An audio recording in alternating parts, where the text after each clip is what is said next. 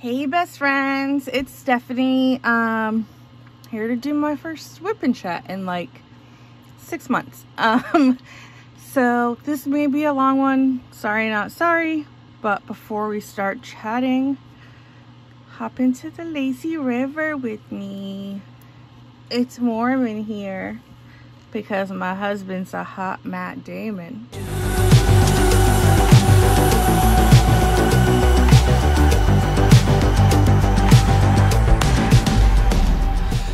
Sorry, Bubba, I had to. For everyone listening, Matt does not like being told that he looks like Matt Damon. I don't know why, but it's a problem for him for some reason. So of course I had to open with that. So before we start chatting, I am working on, here's Dolphin, Randy. Dolphin, he looks happy to see ya. I am working on a Diamond Dots kit called Mermaid and Friends for Mermaids and Magic 2022. Got a Muni Made tray, Harbor Freight containers. My pen is a beauty from, obviously my husband turned it, in Midwest Made the Blank. And my cover minder is a gift from my friend Jacqueline. And I'm using wax in Pool Party, which is probably what I'm going to be using like all year because it reminds me of summer and water, mermaids. So, yeah, I think that's it. So it's been a long time.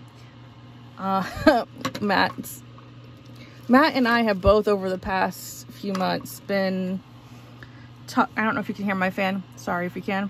Matt and I have been talking recently, off and on, about me doing another WIP Chat, but I'm always like, nothing happens in my life. And it feels that way because most of the time it's me diamond painting and being in pain and hitting a point in the day where the ache in my lower back is so bad that it completely depletes my energy and I have to take a nap, and then I get up and diamond paint some more, and then sometimes spend time with Matt and watch TV. So it feels like nothing's happened, but going back and seeing where I left off, quite a bit has happened. But I saw the new neurologist that my pain management doctor referred me to, and they were able to get that MRI of my lower spine like immediately. They also did some blood work. They said my vitamin B, certain ones of my vitamin B were low, and my folic acid was low, so they gave me prescription folic acid. That has made, and I'm taking vitamin B in the morning, and that has made no difference. But pain management, after I got the MRI done, I went back to the pain management doctor, and apparently I have like a bulging nerve in the L5-S1 lower back region, like right by your tailbone kind of. And it's bulging out so bad that it's actually like hitting the nerve. So they wanted me to start physical therapy. Well, they were like, we have two options. We can do physical therapy, or we can do like a steroid injection into your back to relieve the pain. And I was like, well, you know, before we decide on physical therapy, because he kind of wanted me to do that first and then do the steroid injection if it was needed. But I was like, before we decide on that, like, I'm in the car for 6 hours a day, twice a week, and that causes a lot of pain. So can we do a steroid injection first and then I do the physical therapy? So he said sure. In early November I got the first steroid shot, and that was not fun. They did a shot and they said that it was a numbing, and they're like, this is gonna be the worst of it. I keep saying, I'm sorry. Need to work on it. So they numbed it and said it was going to be the worst of it. And then they did the shots, which I could feel all of it. They do like an x-ray while they are doing the injection so that they can make sure that the needle's in the exact spot where they want it. I could feel like every time he, like it's in my back, and every time he would tap it to try to move it in, I felt all of it. The last one he did was so bad that my legs actually like jerked out uncontrollably. Like it shot a pain all the way down my leg. So yeah, I did that. I was not aware beforehand that I needed to kind of take it easy for the first like 5 days. And Aiden had ABA 2 days after. We had doctor's appointments the following day that were out in Savannah, which is 45 minutes to an hour drive. So I really couldn't take it easy because I couldn't cancel at last minute like that. But that weekend I felt pretty good and I got a lot of things done, and I think I might have overdone it because after the weekend pain came back. It also messed with my menstrual cycle. I'm not going to get into all of the details of that, but there was quite a bit more menstrual cycle going on than is normal. But I called the doctor and they said that that wasn't connected to the steroid, even though online it says that it can mess with your menstrual cycle, but he said it didn't, and called my gynecologist. I kind of held off, but then I was still having issues, and it got to a point where there was 3 days in between. And I'm like, this is crazy. So I called, and they want me to like track for the next 3 months and then give them a call if there's still issues. My mom had fibroids when she was about my age and ended up having to have a hysterectomy. So they said there can be a hereditary component. I don't know. So anyway, I did physical therapy for a while.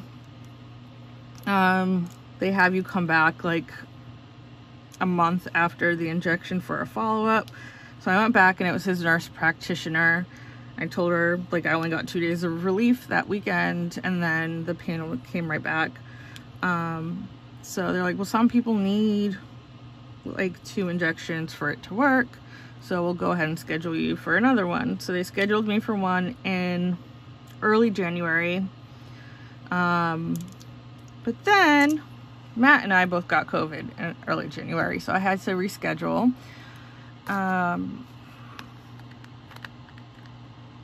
So about 4 weeks ago, I got a second injection. In the meantime, I was doing physical therapy. It was helping with strength, but not so much the pain. And I'm always like in my head, you know, no pain, no gain, all that stuff. Let me switch colors real quick.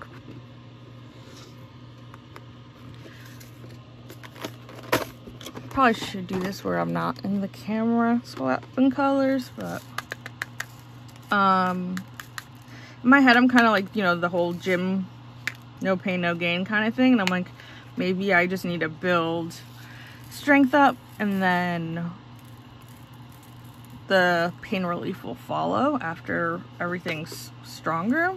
I did that for at least 6 weeks, I feel like. And then when I got my second injection, they wanted me to stop with the chiropractor and physical therapy for that whole month. They didn't want me doing any of it. So last week I had my follow-up, and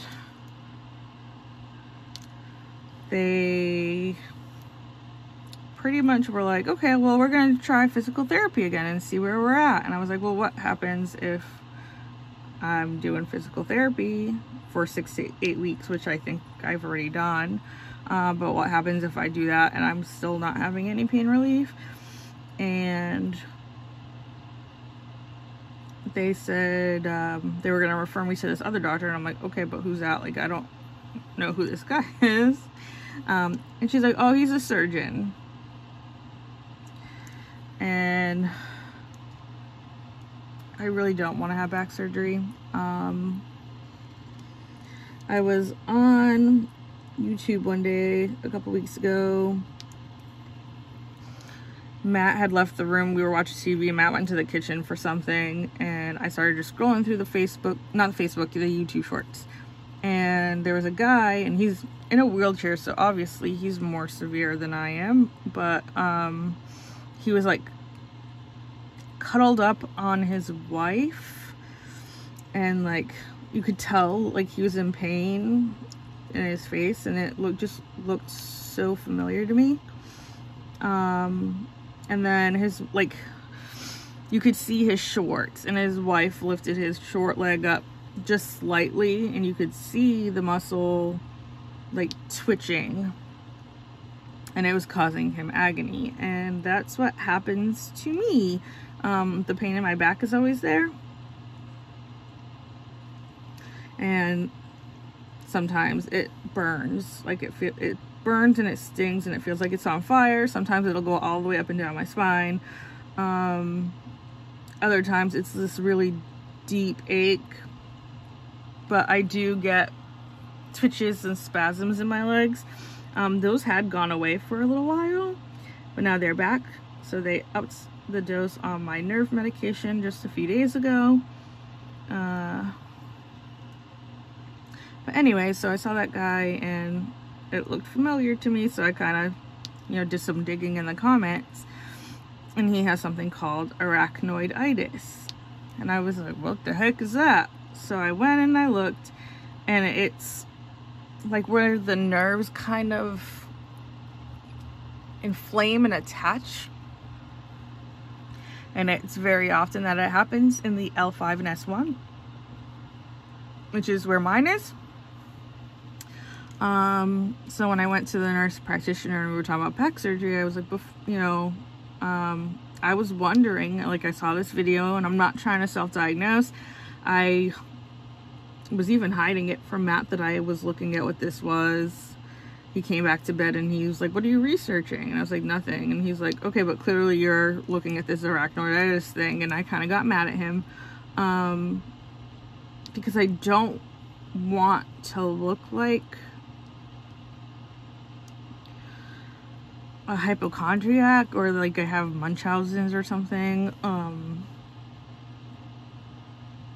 don't want to look crazy, but I want answers and help. And I mean, I got some answers, but I don't know if they're the right answers, and I still have like no pain relief, so it's tough. And there's some days that are worse than others. We'll get into that.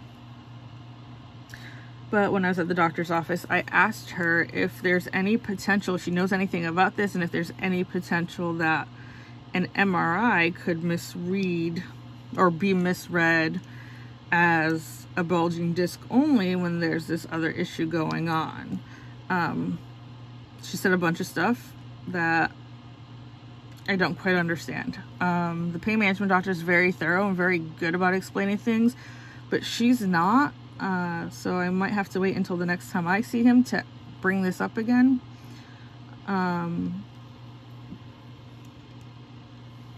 But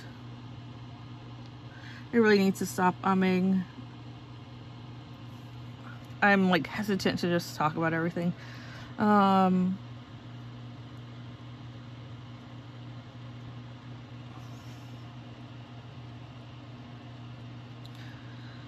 So Naomi had done a WIP Chat. Naomi the Crafty Savage. And she had been talking about the back pain that she was dealing with for a very long time. and they ended up doing a nerve block. And I asked the nurse practitioner about that, and I didn't quite understand her answer. Like, it seems like it was a that wouldn't work, but why it wouldn't work, I don't know. She said because the problem is also down to your legs, like that's why it wouldn't work, but I don't understand why. So yeah, I'm just in this Groundhog Day of pain.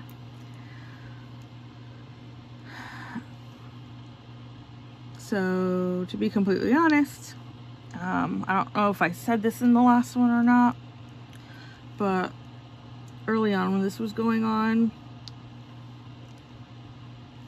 I was kind of convinced that whatever I have is going to get worse. And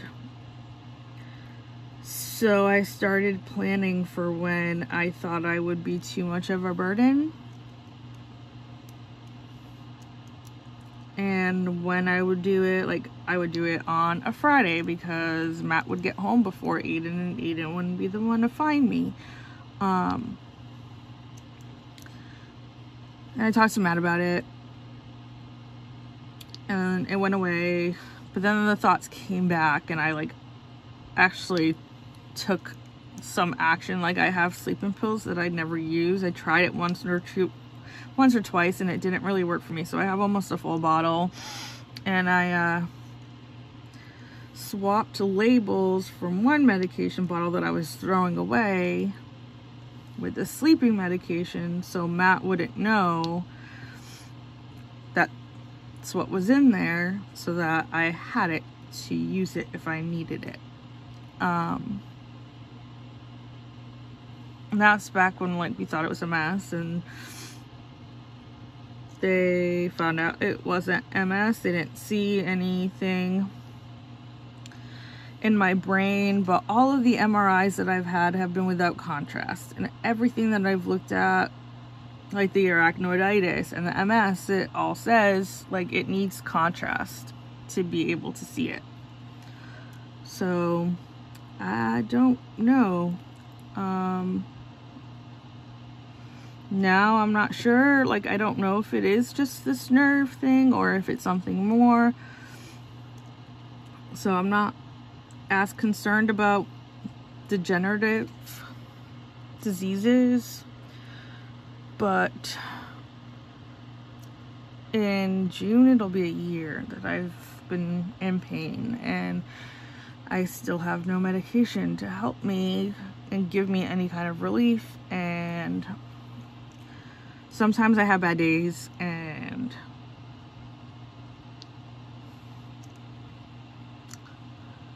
I don't know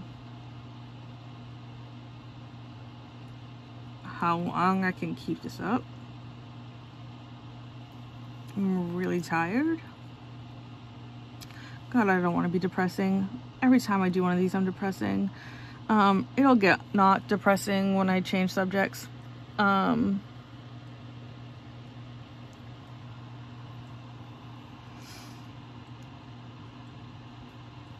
I just have no life,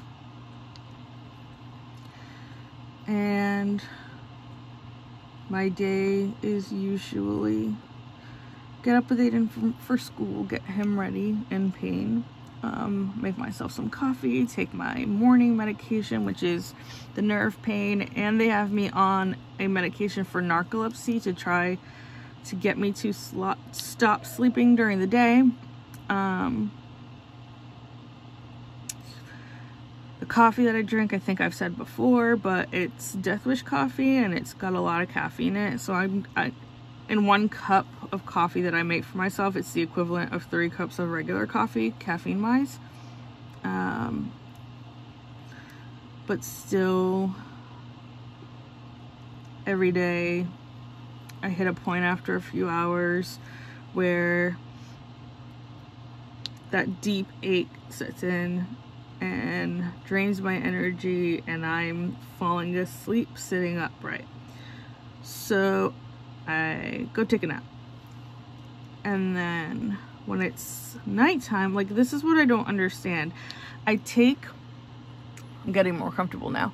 I take the gabapentin, which makes me drowsy, but I'm also having coffee and taking the narcolepsy medication. And I get so tired and I can't stay awake. But then at night, I take that same nerve medication. I take an anxiety medication. I take a muscle relaxer. And I take an allergy pill because the antidepressants that I'm on were causing me to like clench my jaw a lot, to the point where like my teeth would hurt. So I guess that medication, the allergy medication, is off-label use to prevent the clenching of my jaw. All of those things cause drowsiness. All of them in combination should be knocking me out, especially since in the morning it's just one of those meds and all of these stimulants. And then I can't stay awake, but at night I take a whole bunch and I can't go to sleep.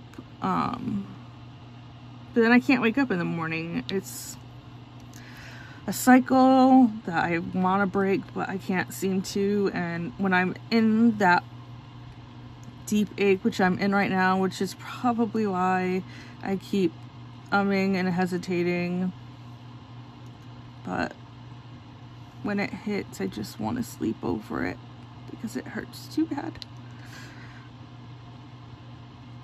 So yeah, I don't know. Their solution is, okay, well, the shots in the physical therapy didn't work, so let's just do physical therapy.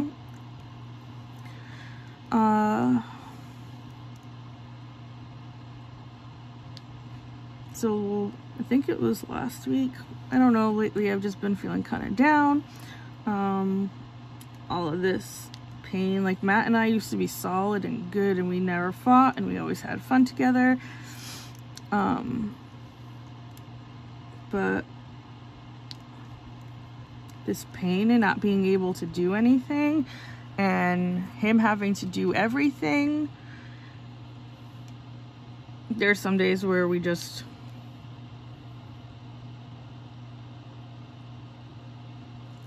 don't mesh. I feel like he's not giving me as much attention as I want. He feels overwhelmed because he has so much to do, which I totally understand, but I just miss how things used to be. So anyway, I was feeling down, and Matt asked if I was having those thoughts again, and I told him, like, not yes but no, because like I'm not planning anything, but I'm scared of getting to a point that I'm so tired of hurting that I just do whatever it takes to make it stop. So he told me that he thinks I should start talking to a counselor.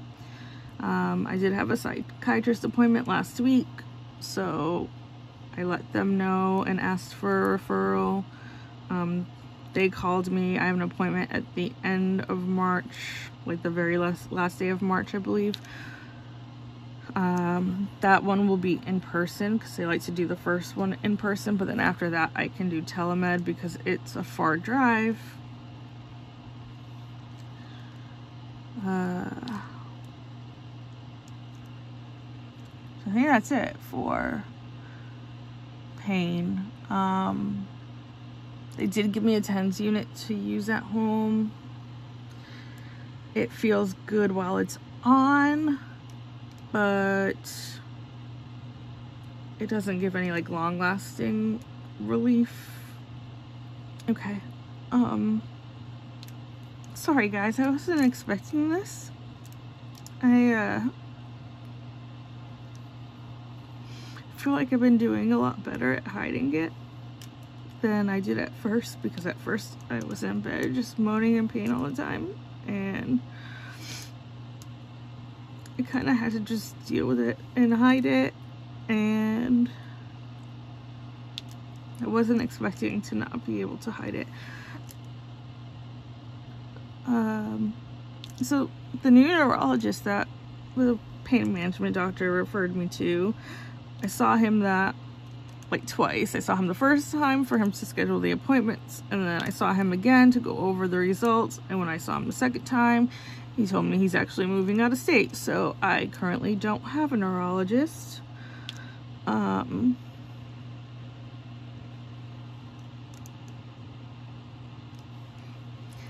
And from what I'm reading, it's like a rheumatologist is who you need to see if you want to find answers about this, because they're used to dealing with this. And allergist and immune system doctor is who you want to see if you're concerned about this, because they have tests that they can do on your immune system and see what's going on. And I just don't know what my next step is. I just go along and say okay and never get relief. So all right, that's it on that. Let's get into the fun stuff.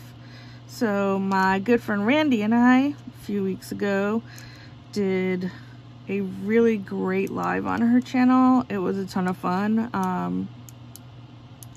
That week had been a pretty bad week, and everyone seemed to be feeling pretty down, and I'm not going to pretend like I had no role in all the drama that came out, but here's the thing, like, I might not be the best friend at like keeping in touch and stuff like that, but I'm a loyal friend. And to be honest, Em wasn't even my friend at the time. But yeah, I'm a loyal friend. So when I see people treating my friends poorly, especially when I know like the behind the scenes of how they're feeling about certain things and how much it's gonna hurt them for someone to be calling them out on something that's really, frankly, none of their business, or like no point in saying because it's just flat out mean, I will defend them. I need to get better about doing it for myself, and I realize that, but I don't like to see my friends treated poorly, especially when I know that they're going through something. So yeah, there was all that crap about trays.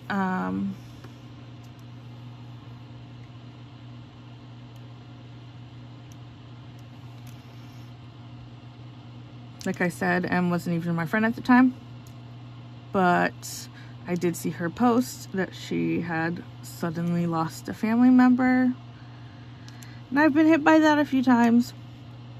Maybe I'll tell those stories someday. I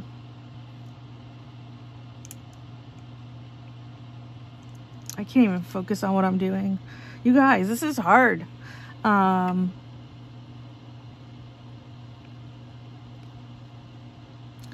So she posted about having had a loss, and then seeing these people just like attack her and make videos about her and talk behind her back, I thought was really messed up.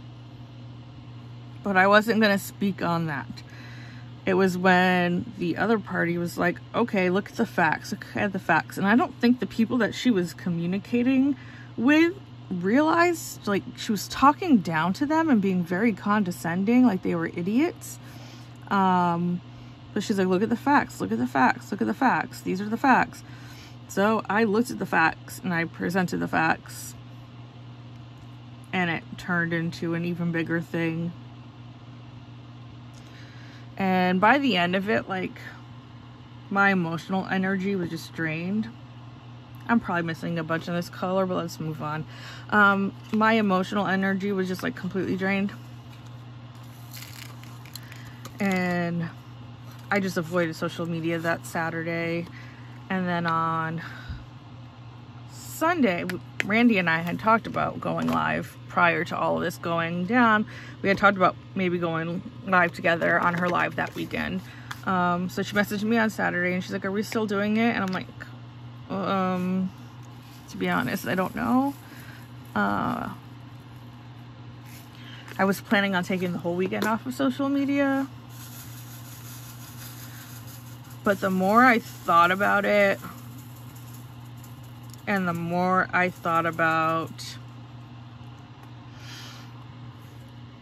mainly how, like, thinking about knowing you guys were having a good time watching it, that like perked me up and made me happy. And I wanted to do something that made people happy because we all kind of needed it at that point. So we did it and we had a blast. I had so much fun. I wouldn't mind seeing Veronica and Penelope again. But yeah, that was fun.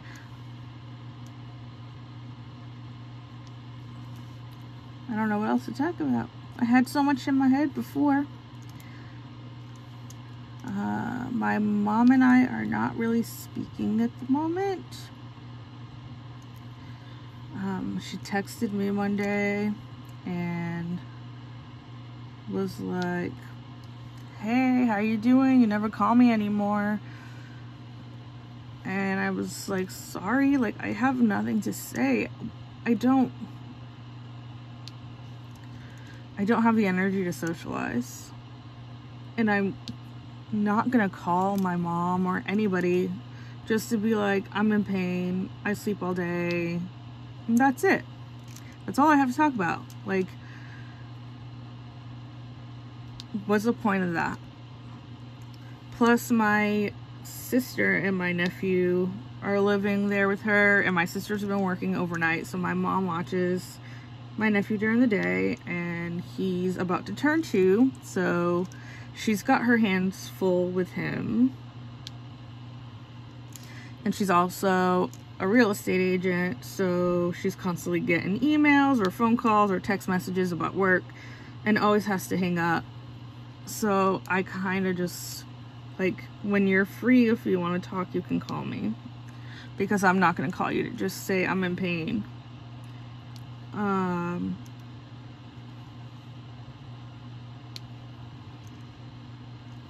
So a few days later, because this was all while all that drama was going on and me and Randy going live together, so I took some screenshots from me and Randy going live together, and I sent a text to my mom of the pictures, and I was like, oh hey, like this is from me and my friend this weekend. We wanted to do something to make everyone have a good time. And my family, when I was growing up, always used to do stuff like that. Like, they would dress in costumes and go from one house to another surprising everybody, and then the people at that house would dress up, and it would just keep going until you had a crowd of like 50 people. And when we did that, it reminded me of when I was a kid and our parents used to do all that stuff all the time. So I sent it to my mom and told her, like, hey, this was me and a friend trying to cheer people up this weekend, and it reminded me of growing up and family. And she's like, see, that just hurts me even more because you don't call me to see how I'm doing and check on your mother, but you have time to do this. And I responded and was just like, the phone works both ways. Like, I'm not going to call you to tell you that I'm in pain when you're constantly busy and having to go. When you have time, you can call me. I'm always just laying around. I feel isolated a lot, but it's weird because I feel isolated, and when I feel isolated, I just further isolate. I don't know. I don't understand myself sometimes. Let's see if the counselor can figure it out. Like, after a couple of days, I started to get pissed about that whole exchange with my mom.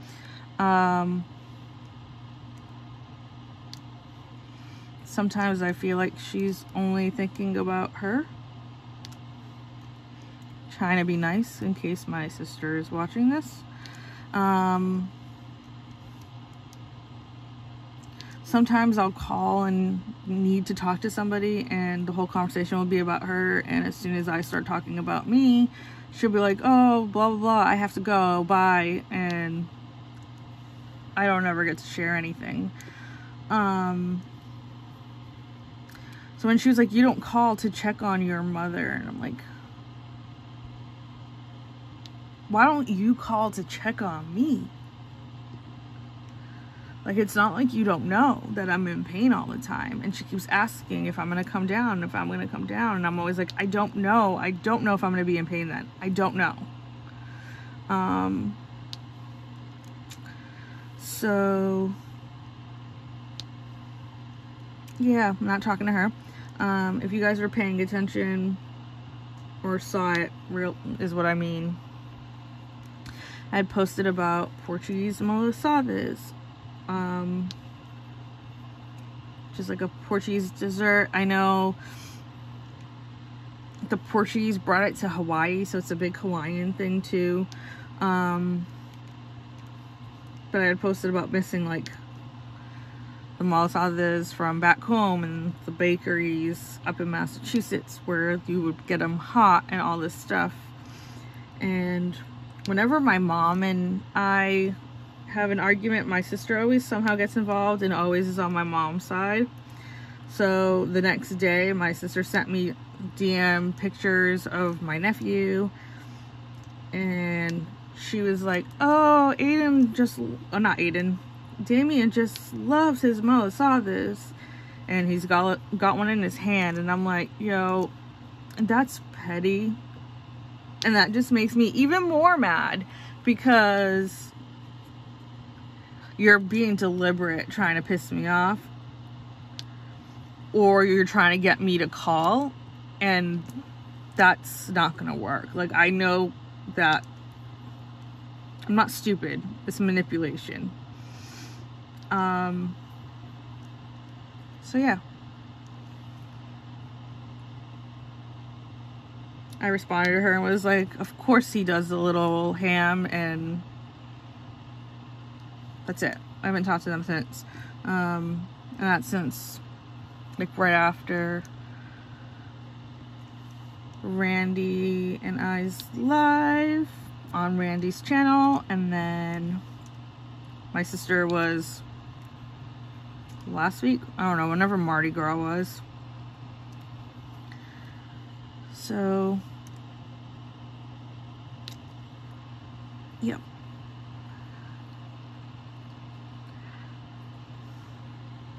I don't know if I'm in the right headspace for this right now.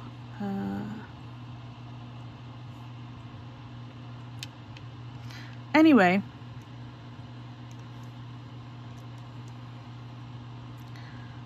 I'm like going all over the place. I have no idea.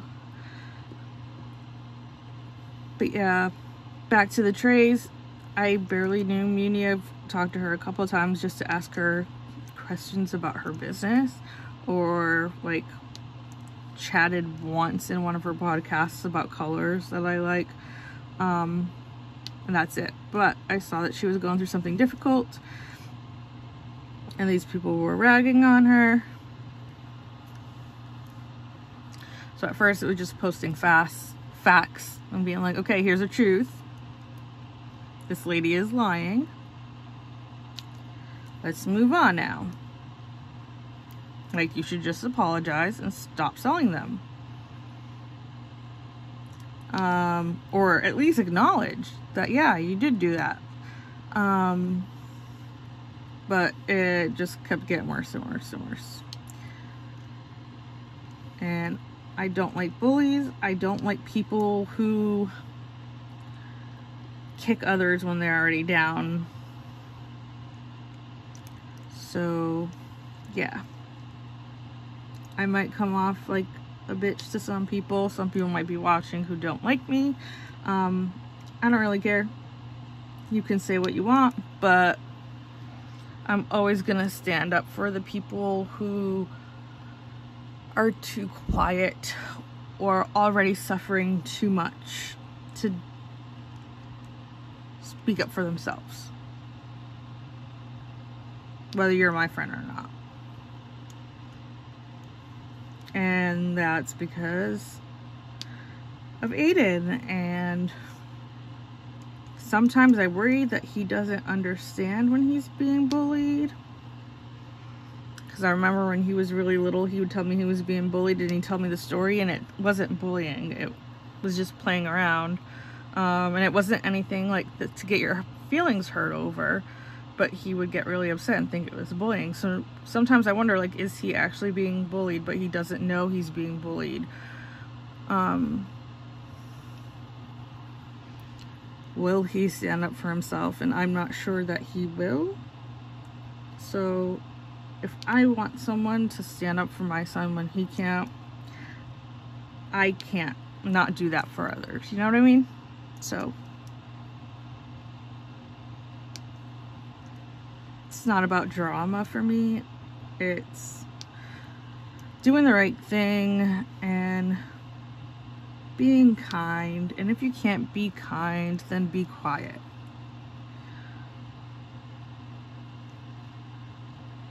And when people are unkind to people who don't deserve it, especially when they're already dealing with a lot on their plate, I don't want them to have to add to their plate, so I take it onto my plate.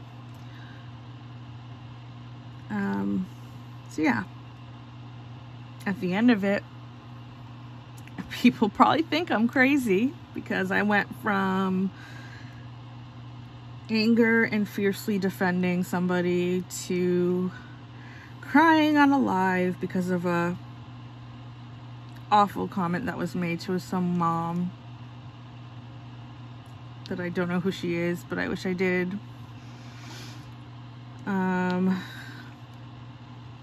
And then bringing Veronica out like the next day. So my emotions were everywhere, but I kind of just sucked down the exhaustion and depression, because making other people laugh and have a good time and find joy makes me feel better. Kind of reminds me of that episode of Friends where, like, I think it's Joey, someone said that, like, everything you do, there's always like a benefit to yourself when you do it.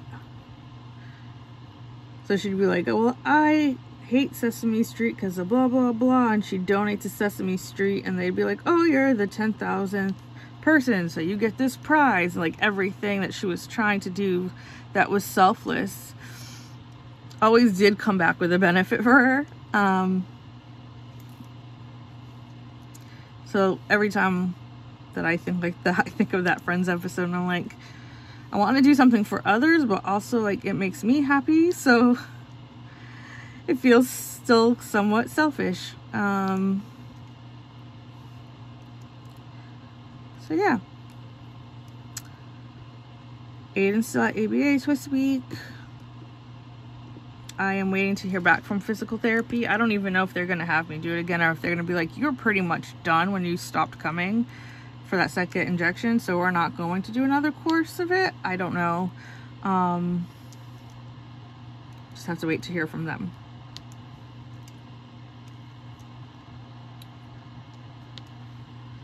What else? Been watching a lot of true crime and YouTube videos, and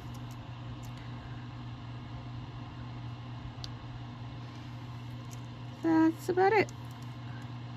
I knew there was something else I wanted to talk about. I can't think of it now. Should have been taking notes. I'm such a noob. I watch all you guys all the time, and you're like, oh, I take notes. Oh, I forgot my notes. And me, I'm like, no, I'll remember. I don't need notes. Wrong. yeah, I have some unboxings to fill. We have a kit from E Squared, Elizabeth and Edward at Enablers Outpost.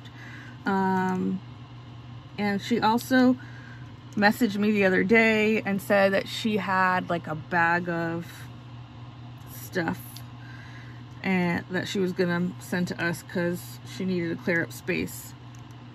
And apparently it's all pen blanks, so I'm waiting for Matt to be home to do this with me, to help me maneuver with the unboxing and also so he can see the blanks that we got. So thank you guys. I can't wait to see what's in there. Also, I have a Little Mermaid, not Little Mermaid, I have a mermaid kit from Uniquely Yours Down Under. It's a Jasmine Beckett Griffith. Shay also has the same one. I bought it, like they posted about it and I bought it, and then the next day Shay said like, oh, this is my unicorn, and it was a picture of that kit, and she's like, I wish someone would sell it. So I'm like, oh my god, Uniquely Yours Down Under just released it. So she also purchased it. We were supposed to unbox it together, but I was having a bad day. I still haven't unboxed it, and I need to get with Shay and see how she wants to go about it. If she wants to FaceTime with me and record it while I unbox it, or if I just send her my unboxing, I'm not sure. And then my sweetie friends Sandra and Jade did something. I will be doing an unboxing. I don't have part of it quite yet, so I'm waiting for the other part to come in, but I'm dying to see the part that I do have. But it's all like wrapped in a bow and all pretty, and I'm like, there's no way I'm gonna make it look as nice and pretend like I didn't already open it and see the whole thing. So just wait impatiently. It's okay, I have time. It's a crown jewel that I've been wanting, and I had messaged Jade to get a quote on how much the drills would cost. And then at one point Sandra asked like, what's the kit from Crown Jewel, because I had mentioned it in a live, and I'm like, okay, I'm not showing anybody because it's supposed, I'm doing it in black and white. I want it to be like my own mystery kit where I know what it is but nobody else does. But I'll show you. And I'm like, don't you dare, because we all know Sandra. So I showed her it, and then later on she apologized and said she did a thing, and apparently her and Jade worked it out to get me that canvas and the drills for it, and I really appreciate it. I'm weird about getting gifts. Some people know this whole story around it. I'm already almost at an hour, but basically my dad was a real bad alcoholic, and I don't remember him really being physically abusive with me, but he was scary when he would drink. And as I got older, I remember him being verbally and emotionally abusive with me. He was physically abusive with my mom. But whenever, you know how like abusive boyfriends, and they do something wrong and then they bring you a present and they're like, it's never gonna happen again, and then it happens again. It was kind of like that with my dad. Like, he would buy me a stuffed animal or a balloon and apologize, and I remember I was like 5 or 6. My parents split up when I was 7 and got divorced when I was 8. They actually split up on my 7th birthday, because he didn't show up to my birthday. He just drove by, gave me a kiss, said happy birthday, and went back to the bar. So anyway, I was like 5 or 6, and he had given me a gift. I remember thinking like, do you expect this to make it all better? Like, this doesn't make it go away.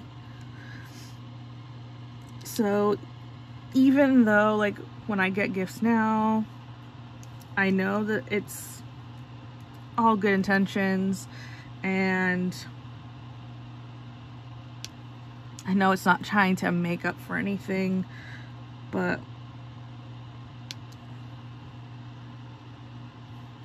I think feeling like my love could be bought has messed with me. So even when I know that like it's not coming from a place like that, it's just a friend who does love me and has been nothing but kind for me, wanting to show me that kindness, but I just need time to process it, I guess.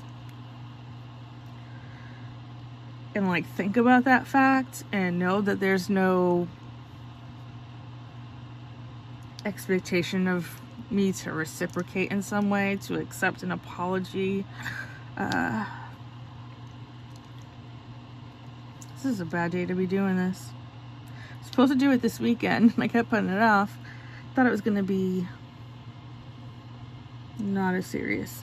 Anyway, so I'm okay with surprises, like not knowing what something is, even though that makes me really anxious, but it's more of not knowing something's coming, because then I don't know, I haven't had time to process it, and all of these complicated feelings come up, and then I feel like I don't know how to react appropriately, because I don't know, but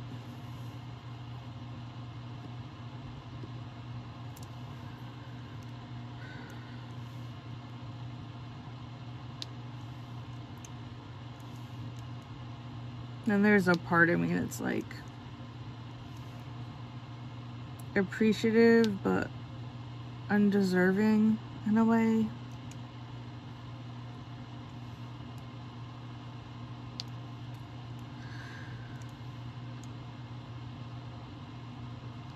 I don't know, but anyway, I can't wait for all of it to get here so I can show you guys. I'm really hoping that it's not one of those mysteries where you can tell what the image is in the black and white pattern, because sometimes you can and sometimes you can't. So we'll see. Maybe you guys will be able to tell exactly what it is, and it'll be a mystery to no one. Give me one sec. I'm gonna get something to drink. All right. Fun stuff. Okay, so I want to say early February, I got an email because we went to the Savannah Civic Center like forever ago when Aiden was really young. I think he was like 7 or 8. We went to go see Disney on Ice, and since then I always get emails when they have new tours coming through. And I got one that Joe Coy, who is my favorite and Matt's favorite comedian. We saw his specials on Netflix and they were both hilarious. There's 2 comedy specials, and then he's Filipino, so the last one's like a mishmash of some of his comedy, but there's also him showing off his country and different talented people in the Philippines.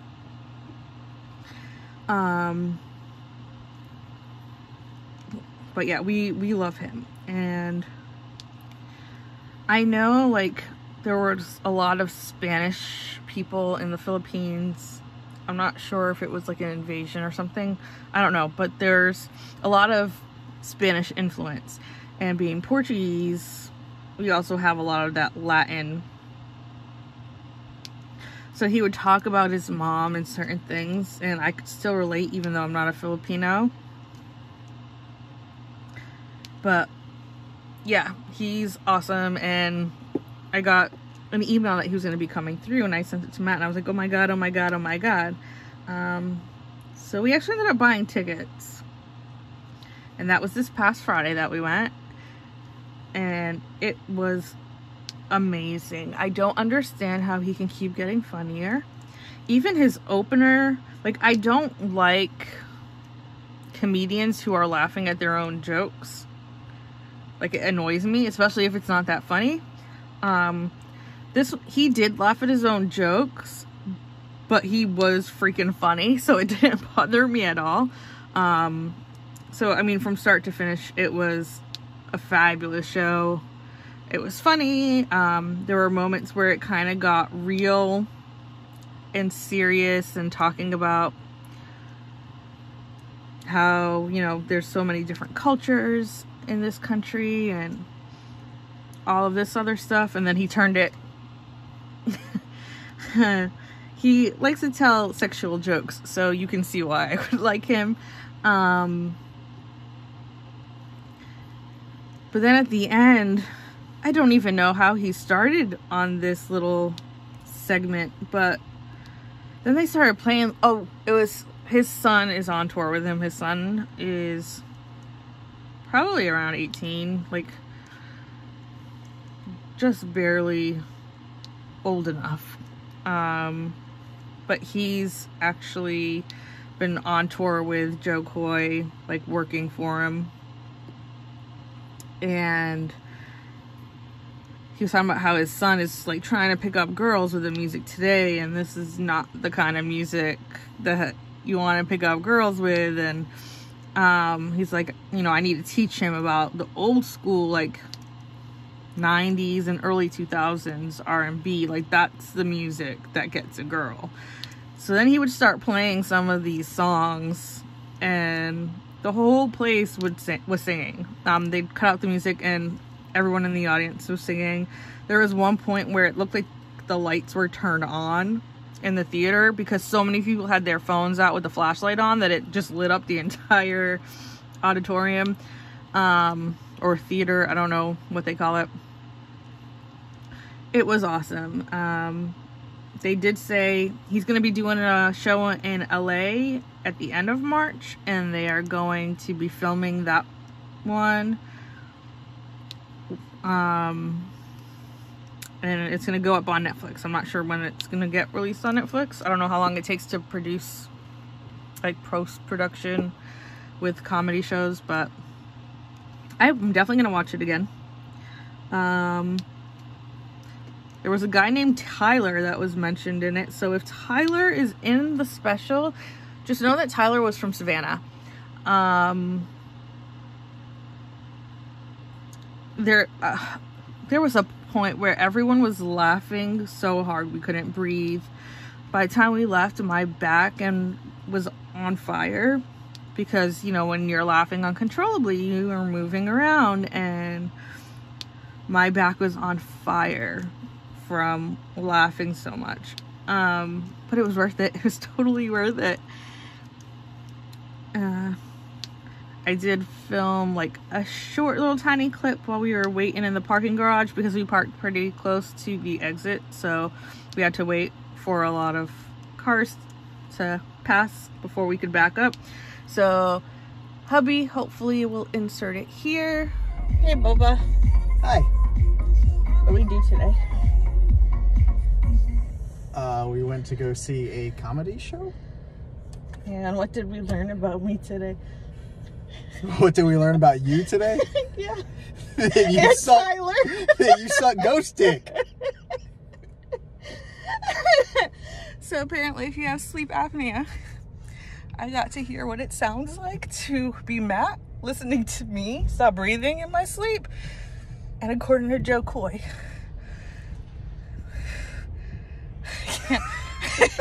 we're all sucking ghost dick. Steph is sucking ghost dick. Wait, hold on. No, I'm not. I can't see you. You have to, No. please. Please. No. Please. There was a song, there was a dance, there's a guy named Tyler that's gonna be traumatized every time he hears current hip hop. We spent about 10 minutes singing like 90s R&B. and late, like early 2000s R&B all together, and hopefully he will be posting a picture soon on his stories. It was incredible. I don't know how he keeps getting better, but it was a great show. Even his opener was amazing. Like, sometimes the opener's not that good. Sometimes comedians laugh at their own jokes, which usually tends to annoy me, but did not in this case. It was an amazing show. So if Joe Coy's Funniest Funny tour is coming anywhere near you. Go. Beaver, I don't know if he goes to Canada, but if he does, let me know, because I'm coming with you. Because I feel like I was in your live for the last 2 hours and it was a blast. So love you guys. Bye. See, I couldn't see anything. Matt did a dance that I'm sad I missed, but even if I had caught him, it was pretty dark and you probably wouldn't have seen it. But it was fun. The last couple of days I'm paying for it.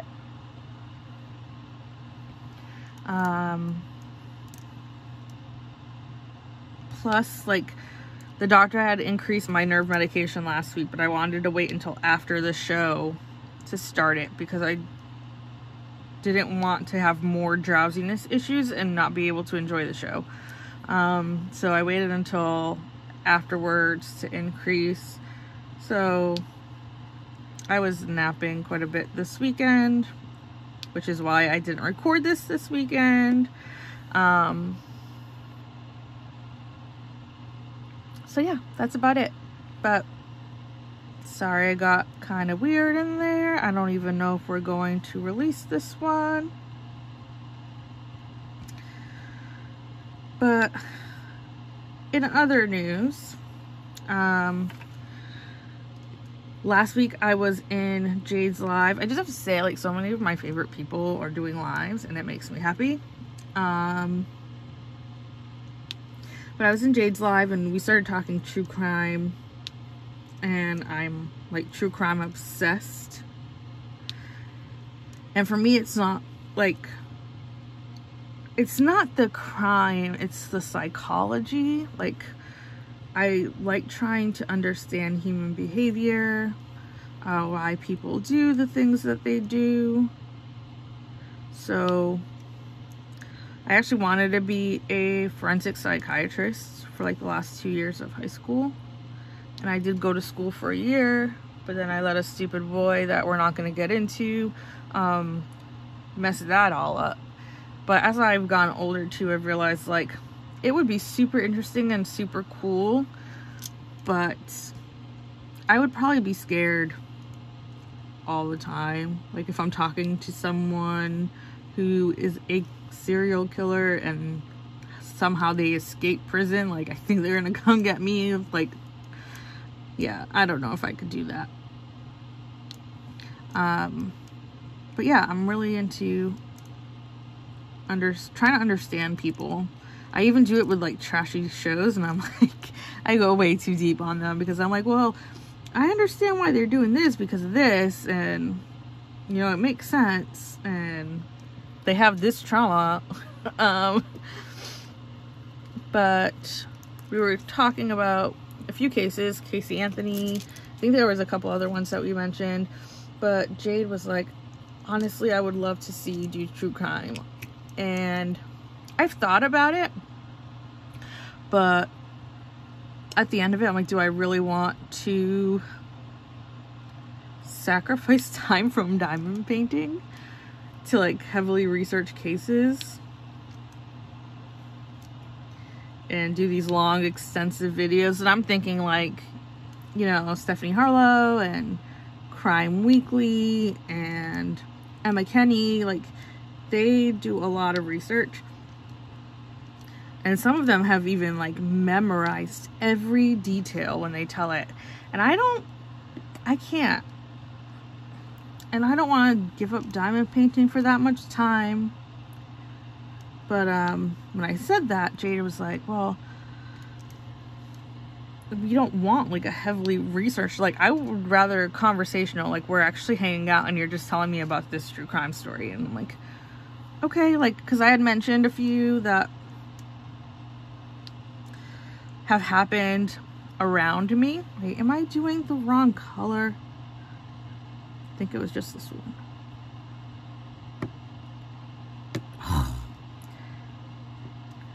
Sorry. Okay.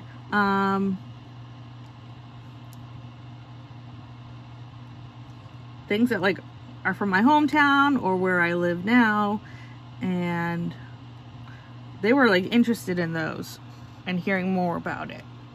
So you might have seen in my stories, kind of did a poll to see who would be interested, and most people were.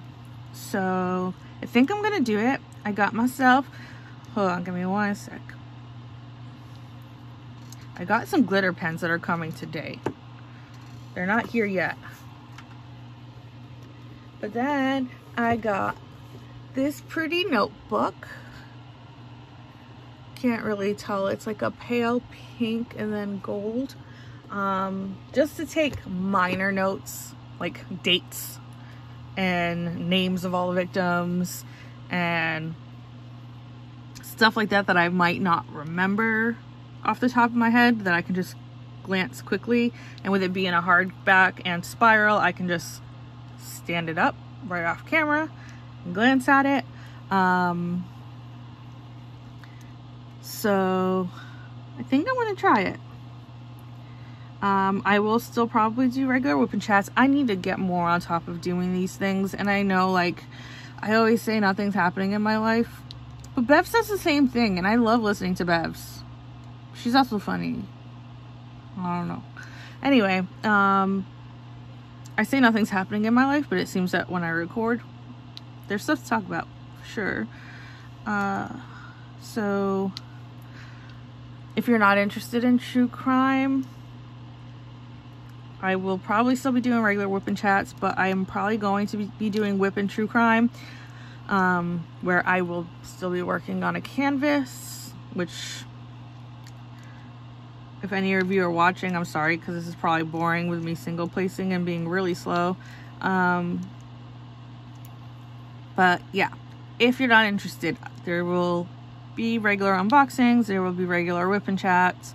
It'll be pretty clear which videos will involve true crime, so that you can make sure to skip those if that's not your thing. You also may want to leave now, because I will be posting a question about different stories, and there will be mentions of what happened in these stories. So I don't want to upset or trigger anybody if it's something that causes anxiety for you. So to those people, bye.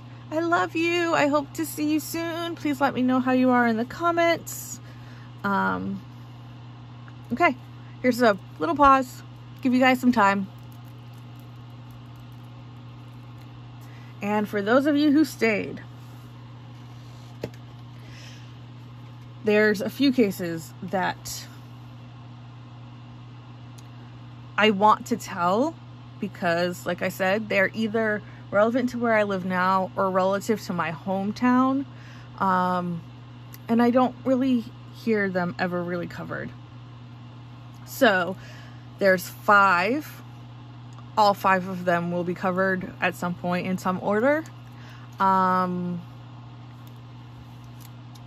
gonna give you the options, and you guys let me know down below what your vote is for the first one, so that way I could start looking at articles. One of them, there's a book. I've read it, but I probably should read it again on Audible, just to refresh. So yeah, let me know, because I'm actually kind of excited about doing this. I don't know if I could do a full WIP chat. Like Matt says that I have to do at least 30 minutes to an hour, and some of them I might not be able to get that much information, but I'm sure I can either fill it, or if I know it's going to be fairly short, do 2 in 1. So number 1 is local to me now. It was about a mile away from me, and it is the Walmart Santa child killer. Not giving you any details because I don't want to spoil nothing. 2, my hometown in the late 80s, it was the New Bedford Highway Killer. That's the one that has a book. Number 3, when I was looking at cases to possibly cover, I stumbled upon a case from my hometown that's happened more recently, like since I moved away. But they were able to solve this case with a seashell. That was the one thing that they used to solve the case. And I found that extremely interesting. So that is 3, if that's the one you want to hear first. And then 4 is a career criminal who murdered a police chief and then was able to hide in plain sight for 17 years. And then number 5, let me show you my nails because they're pretty. Number 5 is the most triggering, I think, besides the child killer. Number 5 is about a rape that occurred in the late 80s. It was covered on a Netflix show called Trial by Media. Don't start watching it because I want to tell the story, but it was a gang rape in the late 80s. There's a movie made about it called The Accused. I believe it was Jodie Foster played the lead. And how that played out, the backlash against the victim, it's part of my hometown's history I'm not very proud of, but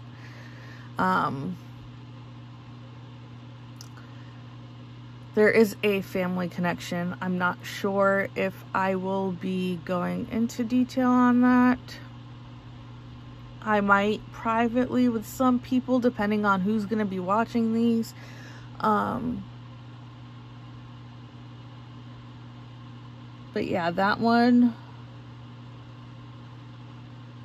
I'm not sure if I'm going to keep it straight to the case or if I'm going to go into learning more about me. So yeah, those are the options. 1, 2, 3, 4, and 5. 1, child killer. 2, serial killer. 3, a shell. 4, cop killer. 5, gang rape. And how that stuff was viewed in the 80s. So yeah, let me know which one you want to hear first. I do want those to be the first ones I tell. Like I said earlier, I'm really into the psychology and why people do the things they do. So there might be one out there, but I've never seen a channel or anything where, I'm not even done painting at this point. You guys have my full attention. I've never seen a channel where they focus a lot on cases that have like strange motives and weird motives that don't really make sense. And those are the most interesting to me because it's trying to like make sense out of the nonsensical. So I was able to find a few articles that have cases like that I could dig deeper into if that's something you guys want to see. And since I watch a lot of true crime, I will probably be watching shows or other channels and then just recording after I finish and just talk about what happened in that and how I feel about certain things, if that's something you guys want to see. So let me know. I'm down for anything where true crime is involved, except for like being a killer. But as far as how like we talk about it on the channel, I'm kind of down for anything. So I just want to do it in a way that you guys will enjoy and that's different for you. So please let me know which direction I should take that in. And yeah, I think that's about it. I think there was something else I was going to say about true crime, but I totally forgot. I need to take notes. I will definitely take notes for true crime. So, alright, I guess that's all from me today. Thank you guys so much for hanging out with me. It's a little over an hour, but honestly, I expected it to be a little bit worse. And there was a lot of gaps, so Matt's probably going to be like cutting those out and make this even shorter. But thank you guys so much for hanging out with me. Thank you for listening to me rant and ramble and whine and complain. This is why I hate doing these, because it always ends up not at all the way I want it to go. But if I did it more frequently, probably wouldn't always get me all depressed thinking about long-term things. So yeah, I love you. Thank you so much. I will hopefully be seeing you soon, whether it's for a true crime or the Enablers Outpost unboxing.